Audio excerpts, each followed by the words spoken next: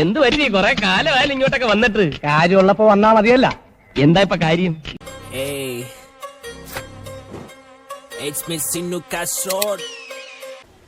എന്നിട്ട് എന്ത് കഥ മജാലിണ്ടാ? അപ്പൊ ഒന്ന് പോയെങ്കിലാ? താൻ ഭ്രാന്താശുപത്രി ചാടിയതാണോ? അതെങ്ങനെ മനസ്സിലായി? എടാ അത് കണ്ടാൽ അറിയില്ലേ? അയ്യോ, കട്ടിപ്പുള്ളൊരു അച്ഛൻ കുറിച്ചും നടക്കും ഈ കാലത്ത്. ഏറ്റാ ക്രീമും തേച്ചേരെ മഞ്ചും കട്ടിപ്പുള്ളൊരു അച്ഛൻ കുറിച്ചും നടക്കും ഈ കാലത്ത്. ഭർത്താവേ, കരികാലത്ത് ചേത്താന്മാർ അച്ഛന്റെ വേഷത്തിൽ ഇറങ്ങുന്നു പറഞ്ഞു കേട്ടിട്ടുള്ളൂ. ഞാൻ കിടന്നു. ഞാൻ കുറച്ച് ഓവറായില്ലേ?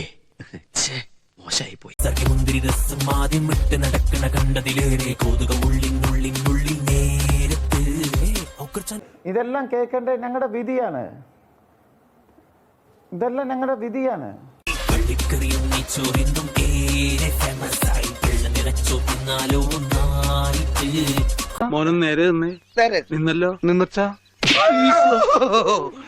പള്ളിക്കറിയും നെയ്ച്ചോറിന്നും ഏറെ ഫേമസ് ആയി. വെള്ളം നിറച്ചോ തിന്നാലോ നായിട്ട്.